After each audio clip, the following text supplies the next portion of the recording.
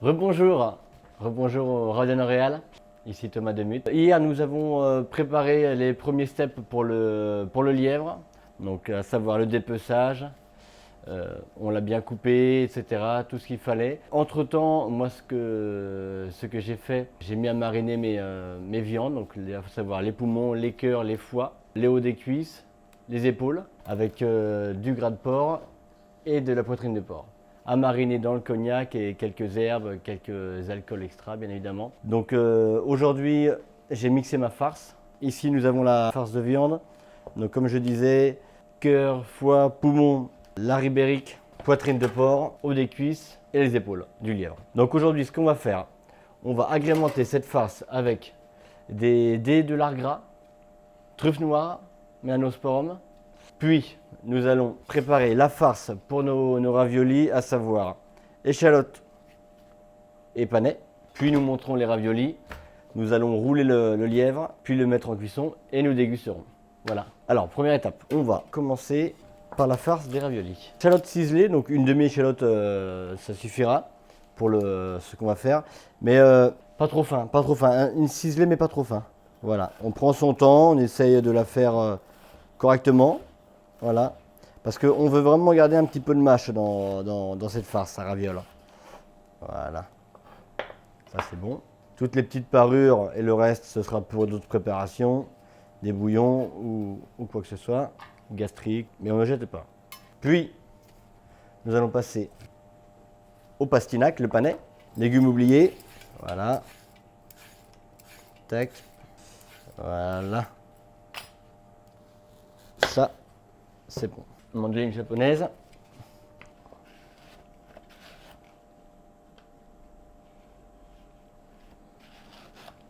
Voilà. Alors pareil, on essaye de faire la même taille, hein, bien évidemment, pour avoir une régularité de cuisson. Il y a plusieurs techniques, hein. Moi j'aime bien faire des petits tas. Tac. Tac et tac. Quand on fait une cuisson de lièvre, le lièvre précédent, on a toujours un gras de cuisson. Un gras de cuisson au-dessus, les pertes de gras. Donc on récupère ce gras et à la place d'utiliser de l'huile ou du beurre ou peu importe, on va commencer avec cette graisse de lièvre. C'est quelque chose de très gibier quoi.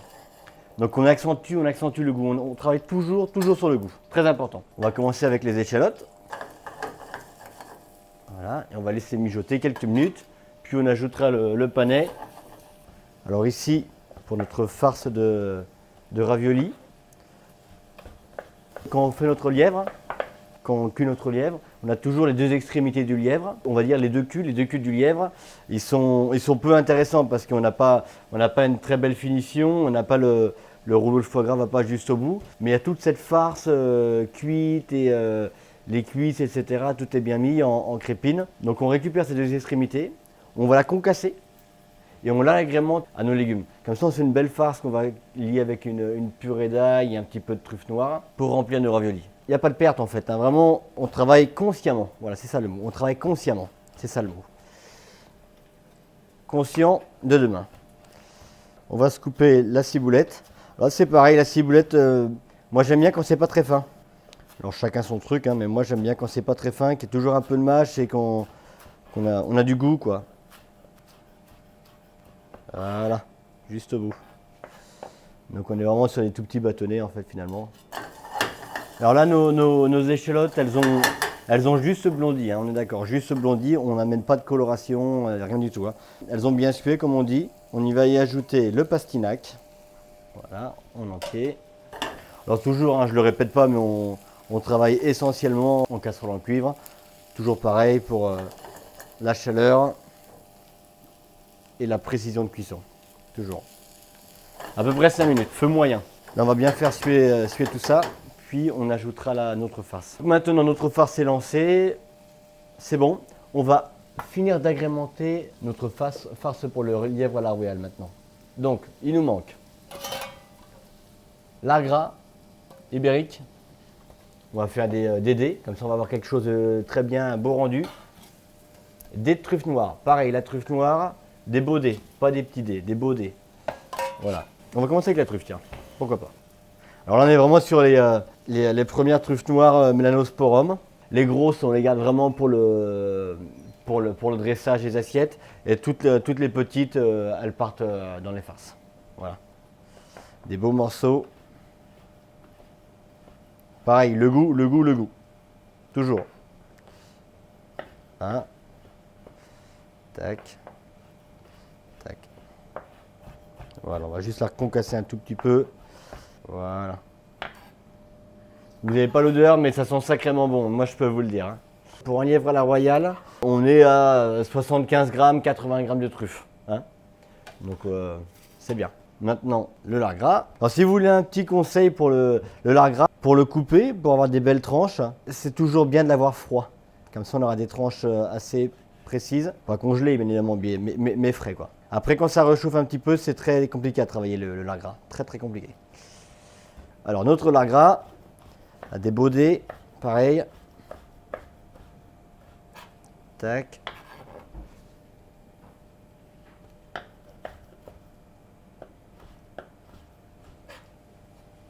Voilà. On va juste revenir une petite seconde sur notre petite farce à ravioles.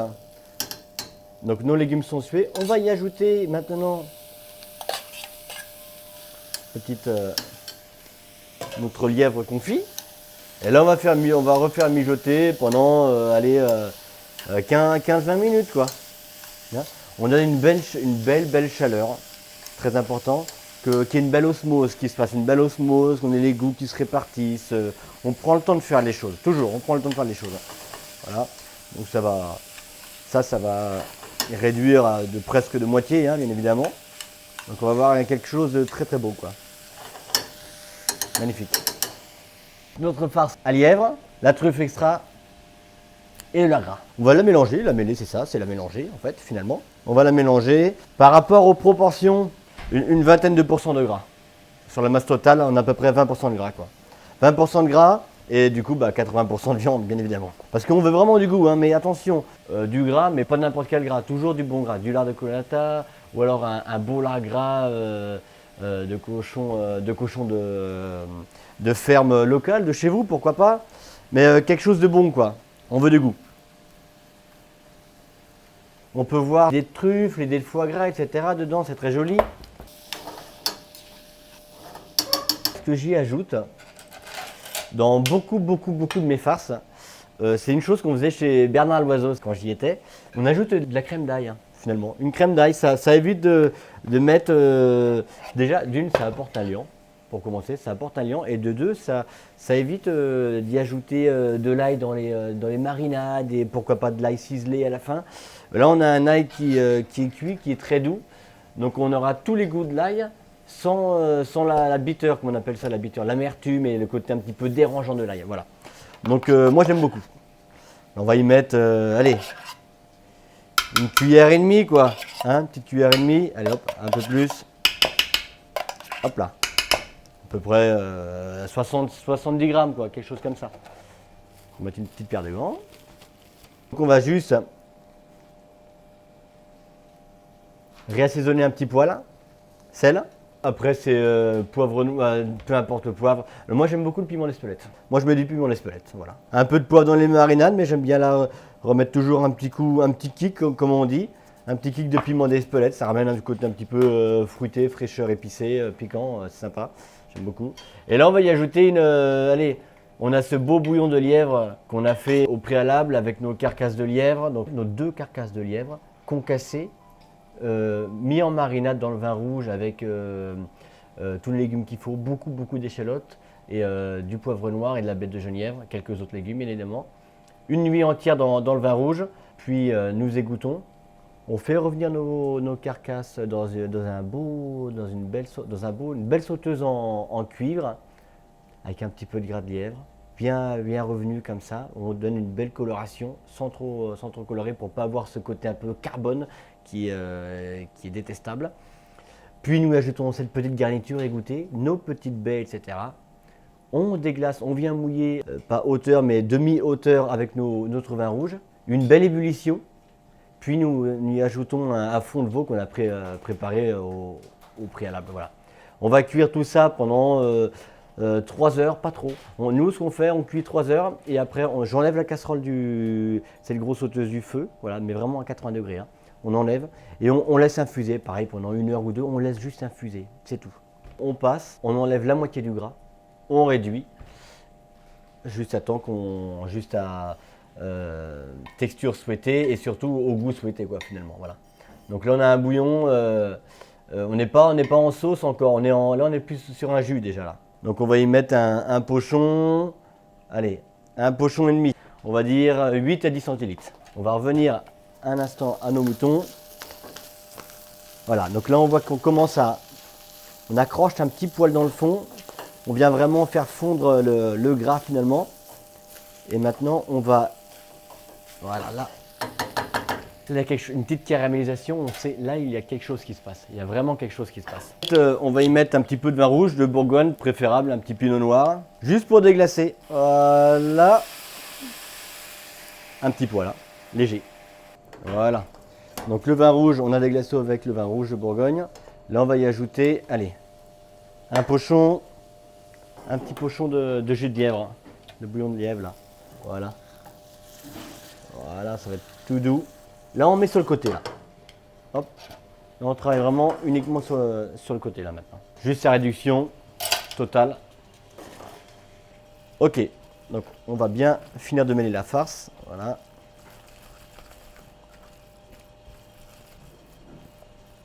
Voilà. On va réserver la farce au frigo pendant une petite trentaine de minutes. Dernière étape avant le roulage, le lobe de foie gras français bien évidemment. Donc on va séparer le petit lobe et le gros lobe. Voilà. 2 techniques pour le lièvre à la royale. Il y en a qui préfèrent le mettre un petit peu en pommade, puis le rouler, faire un rouleau finalement, dans le rouleau de lièvre, avoir un rouleau comme ça. Moi je préfère l'avoir un petit peu plus brut, rustique. Donc on va faire des belles tranches. Hein. Ce sera un petit peu carré, rectangulaire, moi je préfère. Parce que comme ça on ne manipule pas le foie gras, on l'agresse pas, on ne manipule pas, c'est brut. On va y faire, voilà, une belle tranche comme ça. Voilà, au milieu, ça sera super. Ici pareil, une autre belle tranche, voilà. Donc on va voir ça. Et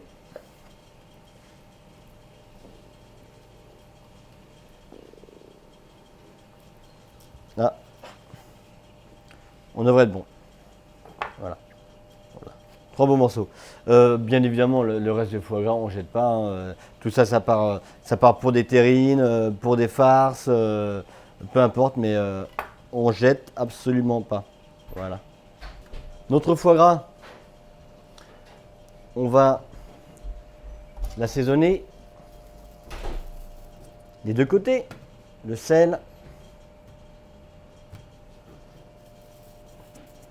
Allez, puis soyons fous, on va faire le piment d'Espelette.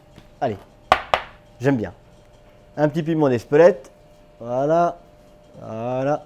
Et là, maintenant, on va le mettre au congèle, le foie gras, pour 30 minutes, histoire qu'il se durcisse bien, quoi. Voilà, pour le roulage.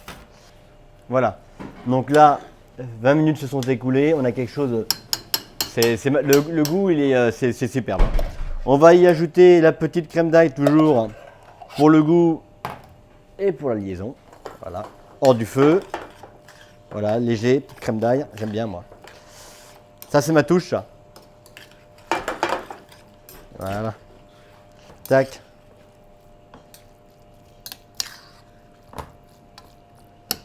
Donc là on peut vraiment y voir une belle homogénéité. Hein. Là c'est vraiment, on a quelque chose qui va être super dans les farces à ravioles. On va y rajouter un petit coup de sel, un poivre noir de Sarawak, du moulin bien évidemment, et on est généreux. Hein. Voilà. Tac et tac. On la mélange bien. Puis on va y ajouter une autre petite ciboulette. Voilà.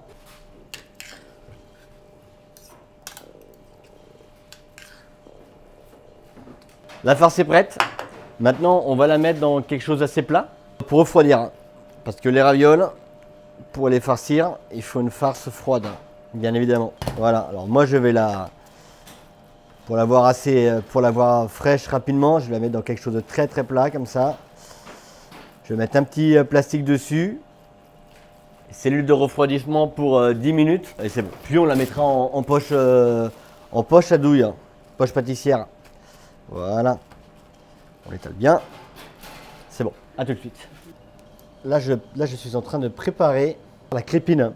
Donc la crépine, c'est l'enveloppe dans quoi on va cuire le lièvre. Deux bonnes choses la crépine. D'une, ça va nourrir un tout petit peu en corps gras. En corps gras notre lièvre. Et de deux, ça va être une protection. La protection qui va que on va avoir quelque chose de bien rond et toute la farce et tout restera dans le lièvre finalement. Alors la crépinette, c'est une partie qu'on récupère de l'animal et qui n'est pas très belle à voir comme ça, hein, bien évidemment. On dirait presque une toile d'araignée finalement. On dirait une belle toile d'araignée. Et nous, on reçoit la crépinette, on la fait dégorger. Donc dégorger, c'est comme pour les riz de veau ou les pieds de veau, peu importe. On les fait dégorger une nuit dans l'eau glacée, bien rincée, pour enlever toutes les impuretés, les petites parties sanguines, etc. Pour avoir quelque chose de très propre, très sain, très blanc, très joli. Voilà, un tableau, un vrai tableau. Notre tableau d'hier.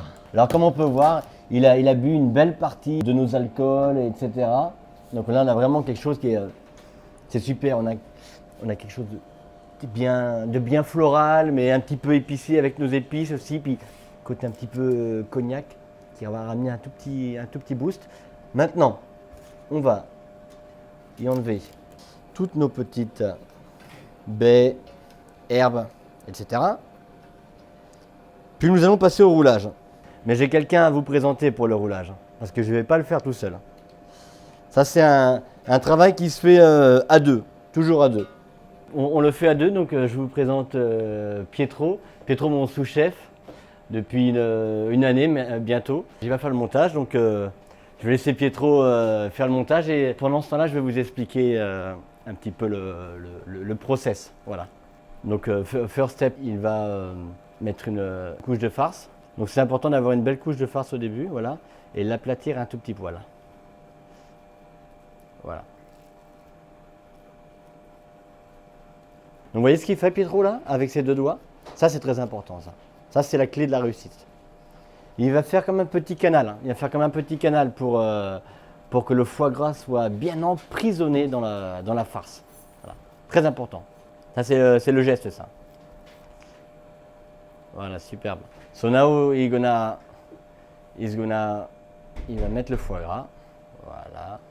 Donc on est généreux hein, sur le foie gras. On est à la veille des fêtes, donc on est généreux. Hein. Voilà, il va resserrer un petit peu plus. Ce qu'on peut même peut-être faire, c'est peut-être même mettre le petit bout au bout. Parce que comme je vous ai dit juste avant, pour la farce des ravioles, ces deux parties-là, on s'en sert pour la farce. Voilà. Donc on garde les parties les plus nobles du foie gras pour le cœur du lièvre. Voilà. Voilà, superbe. Donc maintenant il va fermer, il va close it.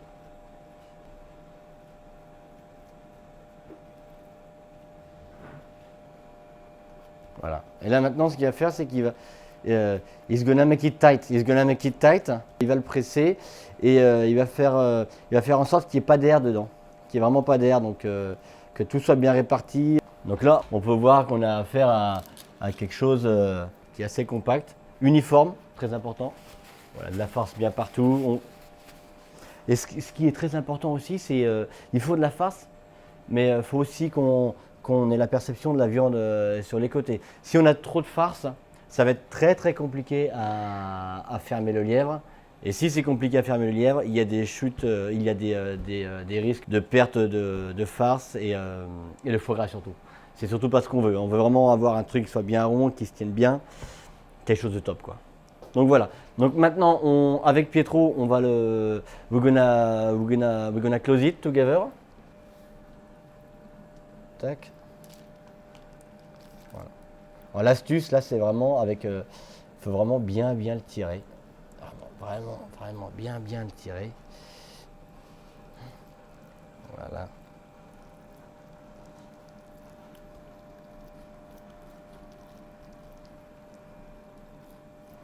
Voilà. Ça, c'est... On lui fait un petit lift, un lift body.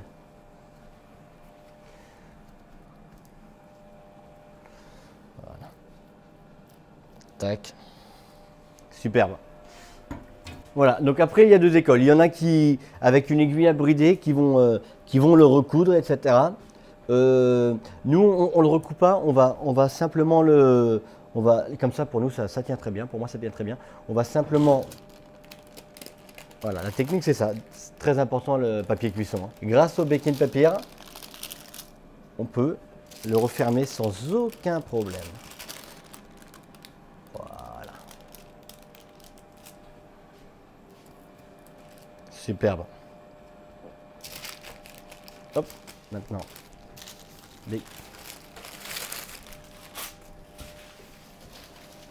Le trou de crépinette, on va le juste, voilà, comme ça, en dessous. Voilà, bien le reformer. Voilà, s'il y a un petit peu trop, on peut l'enlever. Voilà. Et là, voilà, pareil, toujours dans cette idée d'avoir quelque chose de joli, de beau, bien fermé, voilà, bien compact, bien joli. Voilà. Là,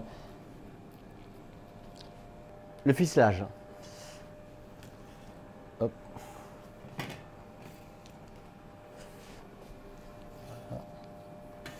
Donc maintenant pour le ficelage, très important. Donc on commence toujours au milieu. Et le ficelage, c'est important de ficeler, de serrer mais pas trop. Si on serre trop, on risque de faire des trous et de saturer la peau. Donc on aura des pertes. Si on ne serre pas assez, ce ne sera pas assez tight. Du coup, ce ne sera pas clean à la fin, quoi. Donc il faut être dans l'entre-deux. C'est le savoir-faire qui parle. Le premier élément, c'est le milieu. Puis nous fermons les deux extrémités. Donc là, on est sur à peu près... how many ropes do we have on this one, Pietro? 12. Voilà, 12. Dernière étape avant la cuisson. Hop là. On va le mettre. Alors, on a la protection de la crépine. On a une deuxième protection. La deuxième protection chez nous, c'est un beau torchon.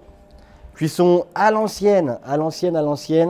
Pas de machine sous vide, pas de tout ça. Enfin, machine sous vide, oui, mais pas pour le lièvre. Là, celui-là, c'est un 4,5 kg, comme je disais. Donc bon, il va nous falloir deux torchons, ou alors un très très grand torchon. Alors, on va se le rouler comme ça. Hop, très important, on va bien faire passer le torchon en dessous pour qu'on ait un beau serrage. Bien compressé, quelque chose de bien de propre, hein, toujours. Voilà. Et là, on peut le rouler gentiment. Magnifique.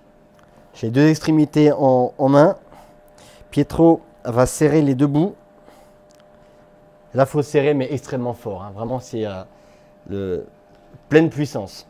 Pleine puissance. On peut y aller. Voilà.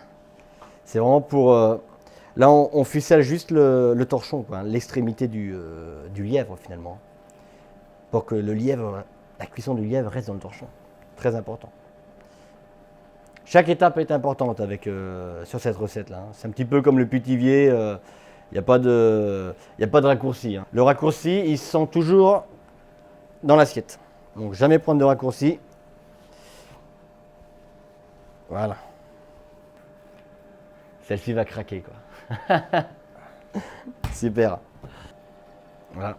Quand on fait les ficelles comme ça, on essaie toujours d'avoir la même distance entre chaque ficelle. Voilà, on est sur du 3 cm, quoi. Voilà. Pour quelque chose de régulier et de surtout homogène à la cuisson. Ça, c'est serré partout, de la même façon, de la même pression. Donc vous voyez, pour le lièvre à la royale, pour cette technique de cuisson à l'ancienne, quoi, vraiment la vraie technique, il faut être deux. Tout seul, j'ai jamais fait et je ferai jamais. Voilà, si on veut quelque chose de propre. Voilà. Pietro va couper les ficelles. Voilà, magnifique. Donc là, le lièvre, une fois qu'il est prêt, nous on va... Soit vous êtes à la maison et vous avez le temps, vous le réservez au frigo pendant une petite douzaine d'heures si vous voulez, pas de problème. Ou alors, pour avoir quelque chose de bien set, ça bien dedans. Ou alors vous pouvez le mettre au freezer à -20 pendant 45 minutes, 1 heure. Donc pour lui donner un bon coup de froid. C'est un petit peu comme quand on cuit les terrines ou un petit peu tout ce qui est charcuterie finalement. Avant cuisson, on donne toujours un bon coup de froid, quoi, pour avoir quelque chose qui soit Quand il rentre en cuisson, paf, c'est net. Donc chez nous, il va partir en cellule de refroidissement pour une trentaine de minutes. Après au frigo une trentaine de minutes. Et on part en cuisson. On part en cuisson. Quand je vous ai dit que c'était à l'ancienne. Braisière en cuivre. Voilà, magnifique. Hop. Here we have the pasta dough. It's made from 500 grams of flour and around 300 grams of egg yolks.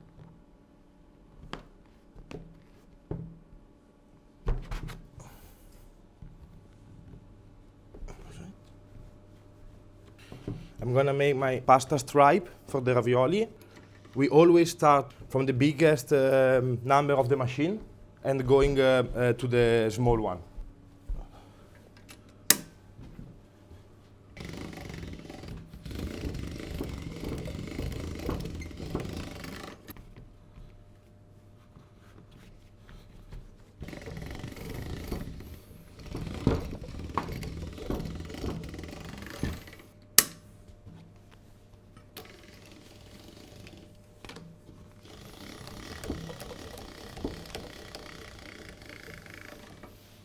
They have to be almost transparent. You can see through. Like this. Now it's ready. Very thin.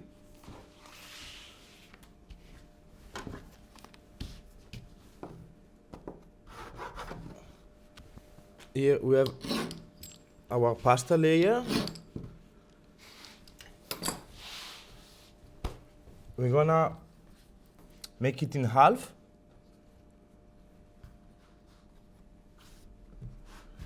And we're gonna cut it.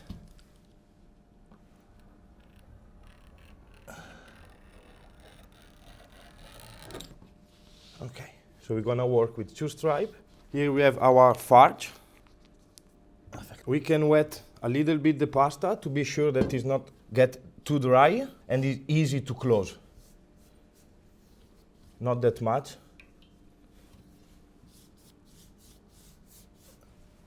Okay, now we're gonna portion our ravioli all the same at the same distance, like this.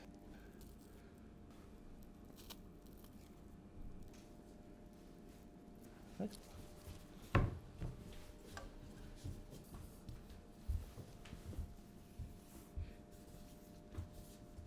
Then we fold all the stripe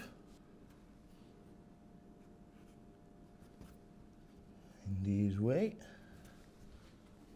and we start to close it with just a little bit of pressure.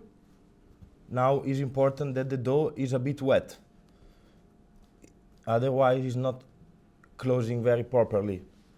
This raviolo is called raviolo del plin. It's from Piemonte, north of Italy, because plin, it means closing this way. So now we're gonna literally do the plin with a little bit of pressure between the ravioli. It's important to do not leave any air inside to make it tight. And now we're gonna cut it out with our pasta wheel. This part of the closing is what's giving to the raviolo the typical plin shape. We keep with a bit of flour, and they are ready.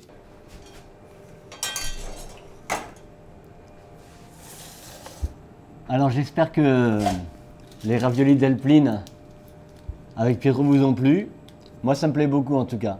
On a une petite collaboration un petit peu très grand classique français, terroir, très ancien, avec une petite touche italienne finalement avec Pietro. Donc on a les petits raviolis, puis on a pour le platage, on appelle ça pour l'assiette, on aura quelques petits radicchio tardivo assez sympas. Voilà, pour amener un peu croquant, un petit peu amertume, floralité, voilà. Maintenant, le lièvre, on l'a mis au freezer, puis au frigo, il est totalement set dans la braisière. Là maintenant on va le cuire. Donc, sur le fourneau, voilà, nous comme je vous dis, on fait vraiment une belle cuisson. Il n'y a pas de cuisson au four ou sous vide.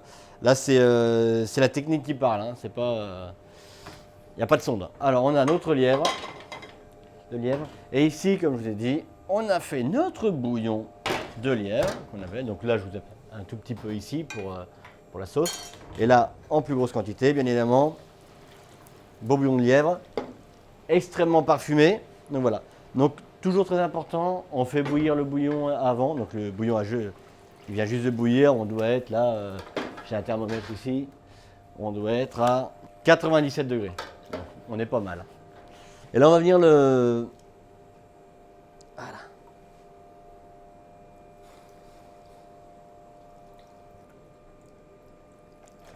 Tout doucement, on n'en met pas à côté. Hein, on travaille bien juste au bout, hein, bien évidemment, toujours. Voilà. Là, c'est important de remplir la braisière avec le jus, mais vraiment d'aller sur partout. Comme ça, on donne une chaleur, on donne une première chaleur sur le lièvre. Mais vraiment à chaque endroit, vraiment. Pas juste au milieu ou quoi qu'est-ce. On donne une belle chaleur partout. On va le remplir jusqu'au bout, hein, qu'il soit immergé en immersion dans son bouillon. Le lièvre cuit dans le bouillon de lièvre. Là, ce lièvre-ci, on est sur le dernier de la saison. Là, c'est vraiment mon dernier, donc c'est pour ça on a voulu faire une belle vidéo pour FoodTube, pour célébrer un petit peu les fêtes de fin d'année, finalement. Et puis moi, c'est mon dernier lièvre de l'année, de la saison. On est sur le tard maintenant.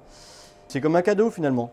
C'est un petit cadeau pour vous, pour ceux qui regardent FoodTube, je veux dire. Voilà. Petit cadeau de Noël pour les fêtes de fin d'année, tiens. On va l'appeler comme ça. Voilà. Donc là, on est en immersion dedans, donc on a juste tout petit peu qui dépasse un tout petit peu. Moi, je travaille sur le coin du fourneau là. Donc là, on est sur une partie qui chauffe toujours ici entre 75 et 85 degrés. Donc on fait en sorte de garder ce bouillon. Donc il faut jouer un petit peu. Hein. Des fois, on va le mettre là. Des fois, à un moment donné, après 3-4 heures, on va le mettre sur une grille en dessous. Dans la grille en dessous pour une chaleur un peu différente.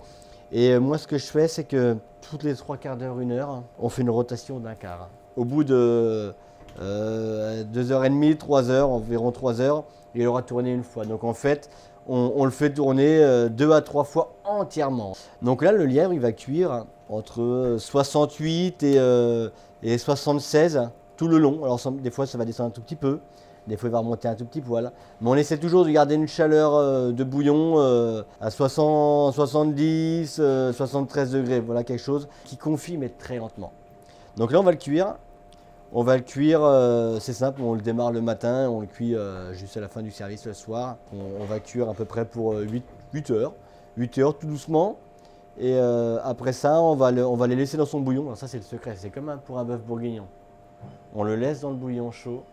Et là, il va reposer et tout le... Superbe. Comme un foie gras, pareil. Hop, on le laisse, on le cuit et on laisse refroidir. Surtout, on le laisse refroidir dans son bouillon chaud.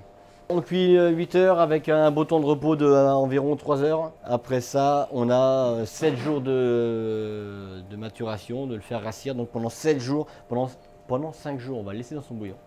Au bout du 5e jour, on l'égoutte. Et pendant 2 jours, on le laisse égoutter dans le frigo.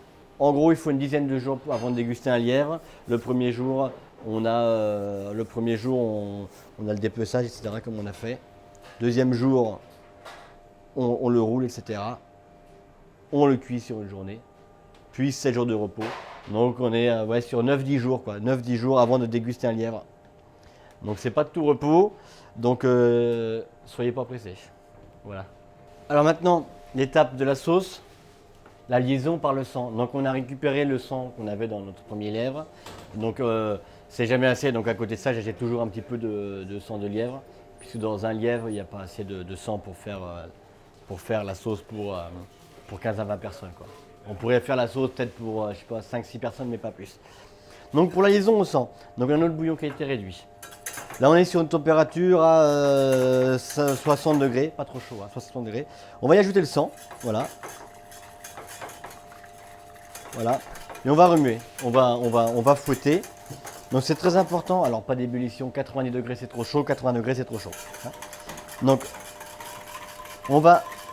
l'astuce c'est de faire monter en température tout doucement. Donc on va faire chauffer un petit peu pour avoir l'élément un peu coagulant en fait finalement. On fait chauffer un tout petit peu mais délicatement, il faut vraiment être là, faut être à l'affût comme on dirait. Quand on sent que ça commence à s'épaissir un petit peu, on retire du feu parce que la chaleur est toujours dans la casserole en cuivre, donc la chaleur est toujours là. Donc on retire du feu et on continue à fouetter. Et ça devrait arriver tout de suite, hein, cette liaison. On sent que ça vient. La liaison arrive là, en tout cas. Il y a quelque chose qui se passe en tout cas. Alors on y va. On va y remettre une toute petite goutte de sang. Et le sang, voilà, on y met. Et voilà.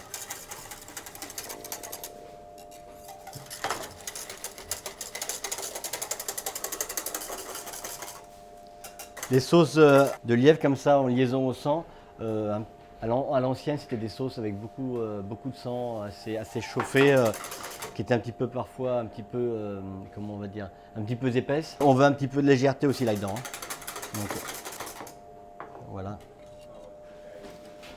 Je mets toujours 2-3 pistoles de chocolat, et c'est très léger. Hein. Voilà. Ça va amener une petite rondeur, un petit peu d'amertume et un petit peu de brillance à la sauce. Côté un peu rond quoi, mais très léger. Vraiment, ça joue à quelques grammes. Hein. C'est les pistoles, peut-être 5 pistoles font 1 gramme, donc c'est vraiment presque rien. On va y ajouter une petite goutte de vinaigre balsamique blanc, acidulé mais aussi un poil sucré. Voilà. On est bien, la sauce est prête. Donc maintenant, le lièvre. Donc j'ai coupé le lièvre il y a de ça 10 minutes, un quart d'heure. Et je l'ai mis dans le pas chaud à 65-70 degrés, juste qu'il se remette un petit peu en température. Pour pas l'agresser dans le four, là on va le faire réchauffer au four gentiment avec la sauce. On va y ajouter ce jus. Voilà, vous voyez un petit peu le jus là. Voilà, l'essence de la cuisine française, l'essence de la cuisine française. On va bien le dorer, voilà, bien le laquer, tac, tac, tac, tac. Vous voyez, c'est pas très épais, hein, mais juste ce qu'il faut. Tac. Et on va le passer au four. On va le passer au four pour 8 minutes. 8 petites minutes, chaleur pas trop forte, hein, 150 degrés. Voilà. Maintenant que nous avons le lièvre au four, il nous reste 5 minutes de cuisson. On va s'attaquer aux raviolis. Les raviolis d'Alpine, une eau bien salée, fortement salée, toujours très important. Nous, on va y mettre, allez, 3, 4, 5, 6, 7. Donc là, on va leur donner une belle ébullition.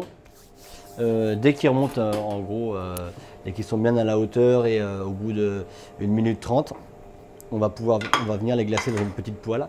Petite poêle, juste une noisette. Quand je dis une noisette, c'est une noisette. Une noisette de beurre, voilà, juste fondue comme ça. Et on viendra les rouler dans cette noisette de beurre et les glacer dans le jus de lièvre. Bon, Pietro a bien fait son travail, hein, ils sont jolis les raviolis. Hein. Ok, les raviolis sont prêts. Hop là. Voilà. Et là, on va venir les glacer. On les fait revenir les 10 secondes, hein, juste pour que le beurre soit bien là. Et là, le jus de lièvre. Là, je peux vous dire un truc, c'est le goût à 100%.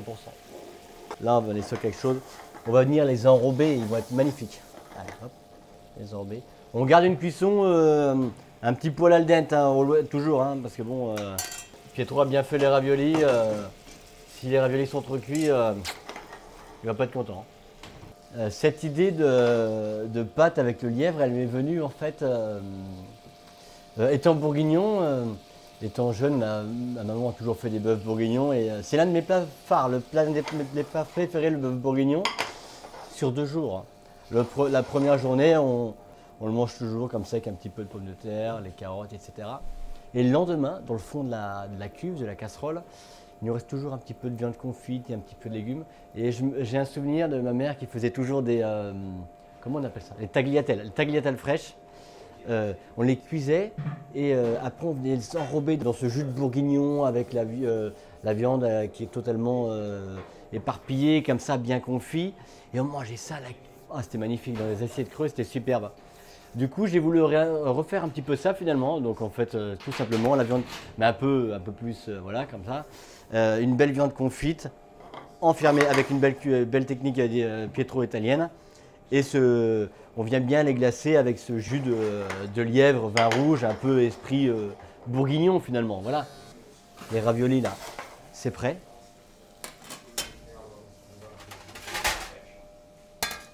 Voilà.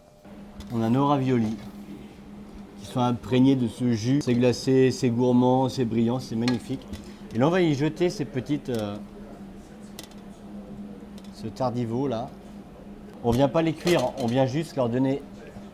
On vient juste les enrober avec, juste pour leur donner une petite... Et quand je dis une petite, c'est une petite chaleur de poêle, vraiment. Hein. C'est vraiment l'histoire, voilà, qu'il se passe quelque chose, une petite histoire entre ces raviolis et puis ces tardivos, voilà. Quelque chose de joli. Ouais. Donc c'est vraiment magnifique. Alors comme on peut le voir, voilà. Là on est en fin de cuisson du lièvre. Donc le lièvre a absorbé tout ce jus. Comme on peut le voir, c'est magnifique. On peut s'apercevoir de quelque chose qui est extrêmement confit. Très important d'avoir une belle répartition de farce. Comme ça, le lièvre il reste bien rond, bien régulier. Il ne s'ouvre pas à la cuisson. Lui, même quand on le réchauffe, c'est propre, c'est net, c'est précis. C'est ça qu'on veut. Le détail fait la différence toujours. Voilà. Et là, on va le prendre. Voilà, voyez. On va le centrer plein centre. Voilà. C'est très délicat parce que c'est extrêmement confit. Hein. Donc on reste toujours sur une belle assiette, mais je pense que pour les fêtes de fin d'année, vous avez des belles assiettes dans le fond du placard. J'en suis persuadé. Et là, on vient le napper avec quelques cuillères, vraiment pour lui donner cette note de noblesse. Donc la sauce, vous pouvez voir, c'est lié comme il faut. Voilà. Ce qui est bien, c'est d'avoir une assiette un petit peu comme ça, à rebord. Donc la sauce, elle va se mettre exactement partout où il faut, vous voyez. Vous voyez comme ça là. Voilà, comme ça. Deuxième cuillère. Et là on vient y ajouter ce petit ravioli. Hop. Voilà. Voilà, 2, 3. Quatrième là. Et je pense qu'on va en faire 6. Le 7e c'est pour moi. Je goûte. Tac. C'est bon. Hein. Et là, on vient lui mettre ces superbes radicchio juste chauffés, enrobés dans le jus. Vous voyez, ça fait un petit peu bombé comme ça, un petit peu joli. Sympa, non? Allez, on va peut-être en mettre un petit là. Soyons généreux. Puis un petit dernier ici, tiens. On termine avec un beau tour de moulin, pas besoin de fleur de sel parce que c'est quelque chose d'assez très concentré déjà. Donc je vous présente mon lièvre à la royale. Bon appétit. Et j'espère que cette recette vous a plu. Pour moi, comme je vous dis, c'était vraiment comme un cadeau de fête de fin d'année pour vous. Hein, parce que ça, c'est vraiment quelque chose qu'on ne voit pas partout, qu'on voit assez nulle part, presque aux Pays-Bas. Donc j'espère que ça inspirera quelques chefs, peut-être. On verra. On se dit à l'année prochaine pour quelques vidéos. Voilà. Au revoir. Bonne fête de fin d'année. Lust je nog een video? Dat treft, want er staan er meer dan 1400 voor je klaar. Abonneer je op het YouTube-kanaal of schrijf je in voor de nieuwsbrief, dan hou ik je wekelijks op de hoogte van nieuw materiaal.